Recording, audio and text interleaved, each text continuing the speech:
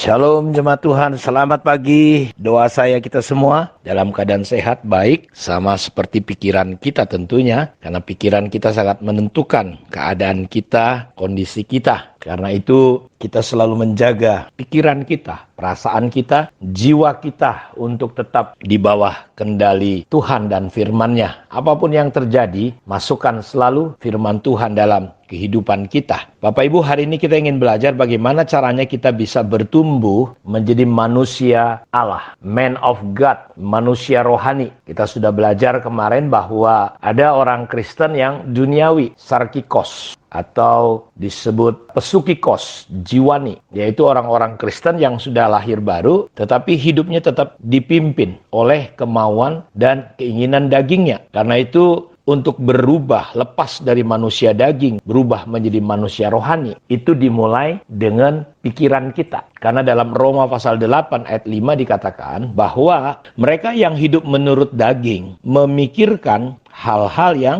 dari daging. Mereka yang hidup menurut roh memikirkan hal-hal yang dari roh. Dalam ayat 6 dikatakan, daging menuju pada kematian, maut. Daging tidak mungkin berkenan kepada Allah. Tapi orang yang hidup di dalam roh, dia akan mendatangkan damai sejahtera, sukacita. Karena itu kita perlu pikiran kita. Kata memikirkan menggunakan kata proneo. Kata daging menggunakan kata sarx. Dalam bahasa Yunaninya sarka atau sarki atau sarkop. Jadi ketika kita berpikir, artinya kalau manusia daging berpikirnya itu adalah secara jasmani, dunia, lahiriah. Daging, hal-hal lahiriah, ukurannya selalu hanya sebatas ukuran manusia, bukan ukuran ilahi. Karena itu 1 Korintus 2 ayat 14 dikatakan bahwa manusia duniawi, sarkikos, tidak mungkin bisa memahami hal-hal yang datang dari Allah. Tetapi manusia rohani, dia tidak dinilai oleh siapapun sebab dia mengukur segala sesuatu dari hal-hal yang rohani, Bapak Ibu. Jadi berpikir secara daging, memikirkan daging artinya kita hanya berpikir menurut ukuran-ukuran manusia, secara badani, secara lahiriah.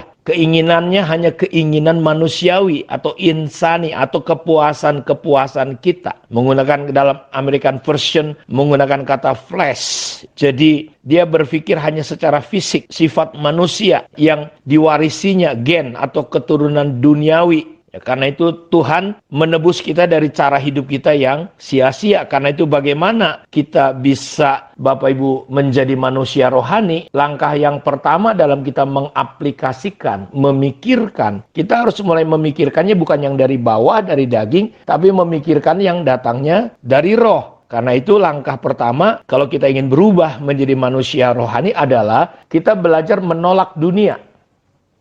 Kita tidak mau seturut dengan dunia, cara-cara kita. Dalam Roma 12 ayat 2, janganlah kamu menjadi serupa dengan dunia ini, tetapi berubahlah oleh pembaharuan budimu, sehingga kamu dapat membedakan manakah kehendak Allah, apa yang baik, yang berkenan kepada Allah dan yang sempurna. Ada berbuah 30, 60, 100. Dan itu semua terjadi ketika kita mulai, Bapak Ibu, tidak mau menjadi serupa dengan dunia. Artinya kita berhenti mengikuti pola-pola pikiran kita ini, konsep-konsep kita ini berhenti. Jangan lagi berpikirnya, caranya, polanya secara lahiriah. Hanya untuk memuaskan kepuasan-kepuasan kita secara daging. Tapi kita mulai berubah. Jangan menjadi serupa dengan dunia. Kita harus tolak. Kita harus seturut dengan cara dan konsep Allah. Ini langkah pertama kalau kita ingin menjadi serupa, menjadi manusia rohani, mengerti kehendak Allah yang baik dan sempurna. Berubahlah oleh pembaharuan budimu. Kata pembaharuan di sini menggunakan kata metamorfosa. Seperti ulat berubah jadi kupu-kupu harus melalui masuk yang namanya menjadi kepompong. Jadi proses kita untuk menjadi manusia rohani adalah kita mulai belajar mempraktikkan proses metamorfosa atau kita merenovasi. Kata metamorfosa itu dalam bahasa aslinya dalam King James dikatakan renovasi. Jadi kita perlu merenovasi. Ya, kalau rumah itu perlu dibongkar, dirobohkan, lalu direnovasi. Hal-hal mana yang nggak benar, yang mereng, yang mana itu direnovasi. Jadi kita mulai mengikuti gaya, pola, cara Allah, konsep kerajaan Allah.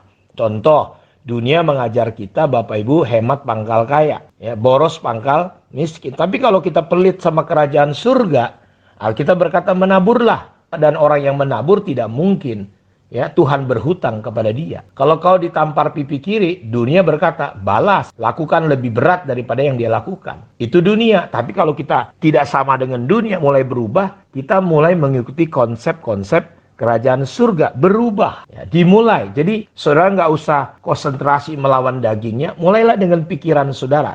Karena tindakan kita itu sangat dipengaruhi oleh apa yang masuk ke dalam jiwa kita. Pikiran kita, itu akan mempengaruhi perasaan kita. Dan satu hari kita akan bertindak. Ini cara yang pertama. Cara yang kedua adalah dalam Yakobus 1 ayat 21, sebab itu buanglah segala sesuatu yang kotor dan kejahatan yang begitu banyak. Jadi ada tindakan aktivitas membuang, mengeluarkan yang kotor, yang jahat. Jadi kalau ulat itu dalam proses kepompong, dia makan, dia buang yang kotor, dia membuang hal-hal yang tidak berguna. Dan itu proses itu jadi kupu-kupu. Dia makan, lalu dia buang, BAB, buang yang kotor. Ini proses yang harus kita lakukan. Ada tindakan membuang. Cara membuangnya bagaimana? Dengan menerima firman. Jadi kita perlu merenungkan firman. Makanya saya mau dorong saudara, jangan anggap sepele, jangan anggap enteng mengucapkan firman. Merenungkan firman siang dan malam. Itu pesan Tuhan sama Yosua. Jangan kau lupa memperkatakan kitab Taurat ini dan merenungkannya siang malam, supaya engkau bertindak hati-hati sehingga jalanmu beruntung dan berhasil. Kita tidak menjadi berhasil dan beruntung kalau kita nggak mempraktekkan firman. Kita nggak mungkin mempraktekkan firman kalau kita nggak pernah merenungkan siang malam. Kita nggak mungkin bisa merenungkan kalau kita nggak pernah memperkatakan, menghafalkan, mengucapkan. Ini perlu kita lakukan. Amsal 4 ayat 19, 20, 21, 22, 23 dikatakan, janganlah firman itu semuanya menjauh dari matamu, dari telingamu, kalungkan itu di lehermu, simpan itu di lubuk hatimu, itu yang menjadi kehidupan bagi yang mendapatkan dan kesembuhan bagi seluruh tubuh mereka. Karena itu saya mau katakan, mari jemaat jangan pernah anggap sepele dengan menghafalkan firman. Karena itu cara untuk kita berbuah, bertumbuh menjadi manusia rohani. Dalam ayat ke-25 ini langkah ketiga, kita bangunlah kebiasaan baru. Ayat 25, barang siapa meneliti hukum yang sempurna, yaitu hukum yang memerdekakan orang, dan ia bertekun di dalamnya, jadi bukan hanya mendengar untuk melupakan, tetapi sungguh-sungguh melakukannya, ia akan berbahagia oleh perbuatannya. Lihat, jadi kita perlu meneliti, look into, melihat lebih ke dalam. Seperti orang pengen tahu satu kejadian, dia mungkin ngintip, meneliti, dia lihat apa yang terjadi. Itu ada usaha-usaha. Jadi kita juga begitu. Ini dalam bahasa terjemahan yang lain, membungkuk untuk mengetahui lebih dalam. Jadi nggak cukup hanya baca. Kita perlu meresapi, mengimajinasikannya.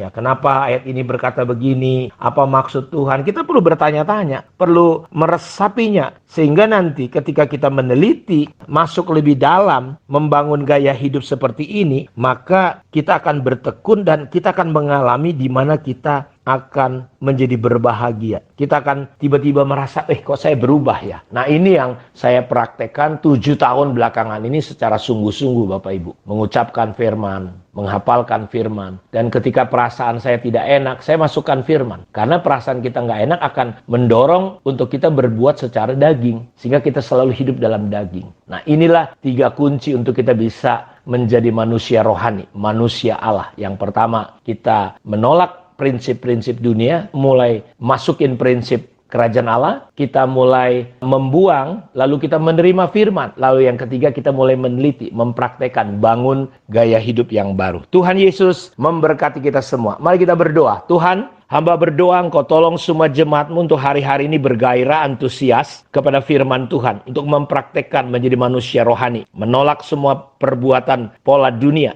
tetapi menerima pola Allah. Dan yang kedua, kami boleh mulai membuang semua prinsip-prinsip yang salah. Dan mulai menghidupi prinsip yang baru sesuai dengan Tuhan. Firman Tuhan. Yang ketiga, kami mulai belajar masuk lebih dalam lagi. Tekun di dalamnya. Supaya kami boleh mengalami perubahan-perubahan dari manusia daging menjadi manusia rohani. Engkau sudah berikan roh-Mu kepada kami. Kami tinggal mengembangkannya. Karena itu hamba berdoa, kalau ada yang sakit hari ini demi nama Tuhan Yesus, aku katakan jadilah sehat, jadilah sembuh, jadilah kuat. Kalau engkau ingin sembuh, Bapa di surga ingin kita sehat. Karenanya diberikannya anaknya yang tunggal, Yesus Kristus, mati di kayu salib, supaya engkau yang sakit jadi sehat, ya, kuat, berkemenangan. Diberkatilah hidupmu sejak hari ini. Di dalam nama Yesus. Amin. Tuhan berkati kita. Shalom.